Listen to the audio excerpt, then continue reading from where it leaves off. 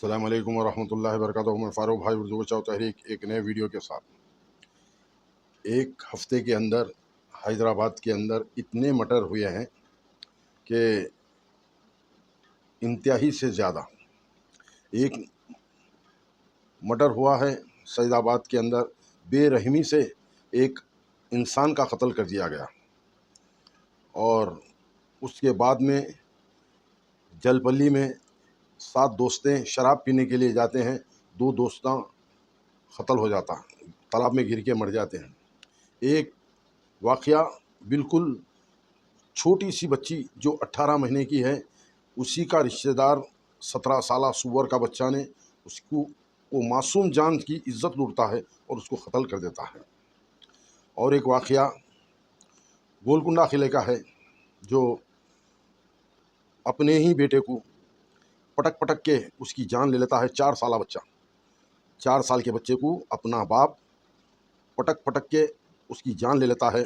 और उसकी माँ कहती है वो बेटे की कि बेटे को सज़ाए मौत देना चाहिए, फांसी देना चाहिए, उसको पीएस में नहीं रखना चाहिए, उसको जेल में नहीं रखना चाहिए, उसको बेल नहीं होना चाहिए, उसको फांसी देना चाहिए। क्यों? वो बहुत बड़ा सुअर है। 12 साल की उम्र के अंदर वो बच्चों की जेल काटा सो है।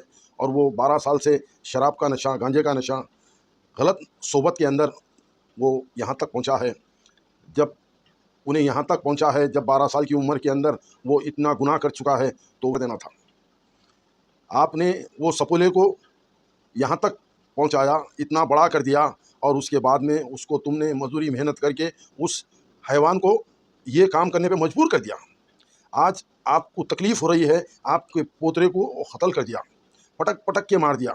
आपका काम था, जब वो बचपने से बदमाश है, गुंडा है, शराबी है, नशेड़ी है, तो आपका काम था उसको सज़ा देना। मगर आप भी पर्दे पे पर्दा डालते गए, पर्दे पे पर्दा डालते गए। आज अपने ही घर के अंदर खून खराबा कर दिया, एक मासूम जान को अपने हाथों से कत्ल कर दिया। आज आपका दिल कल कला रहा है कि उसको फांसी की सज़ा दिया जाए। उसकी बीवी बोल रही है उसको फांसी की सज़ा दिया जाए, उसका भाई बोल रहा है कि उसको फांसी की सज़ा दिया जाए, उसको बेल नहीं होना चाहिए, उसको पीएस में नहीं रखना चाहिए, उसको जेल में नहीं रखना चाहिए, उसको सज़ाए मौत देना चाहिए। आपने एक सपोले को पाल कर इतना बड़ा कर दिया, वो अजदा बन के अपने ही घर में डस दिया।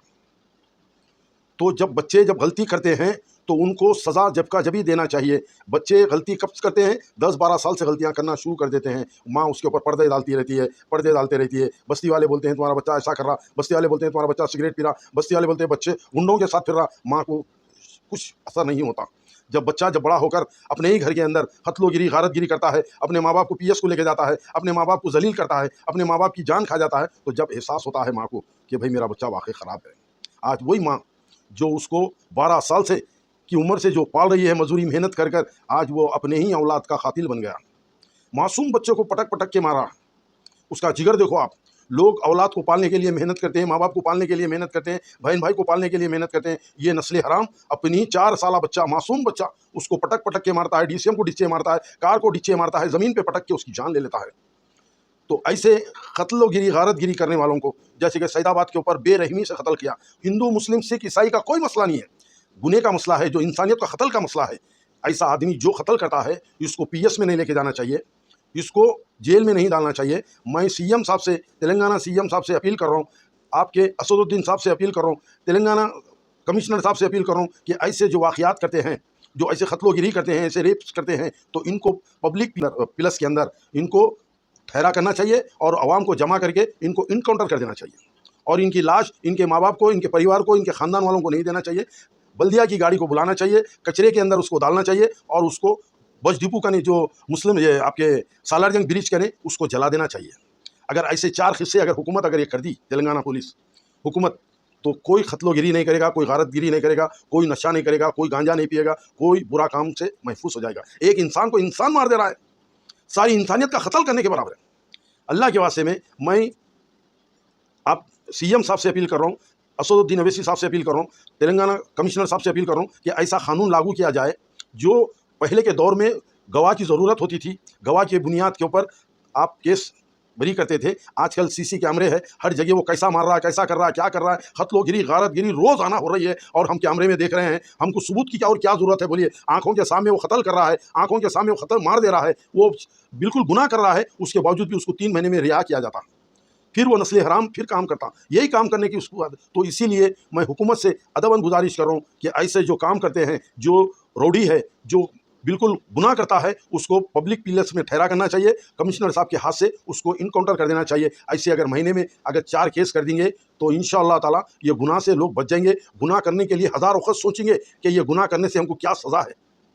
मैं अपील कर रहा हूँ हुकूमत से कि ऐसे गुनाह करने वालों को इस कड़ी से कड़ी सज़ा दिया जाए। इनको पीएस को नहीं लेके जाना चाहिए, इनको जेल में नहीं डालना चाहिए, इनको पानी नहीं पिलाना चाहिए, इनको उसी पब्लिक के अंदर ठहर के इनकाउंटर कर देना चाहिए। हुकूमत भी सलामत रहेगी, आवाम भी सलामत रहेगी, गुंडागर्दी को ख़त्म किया जाएगा।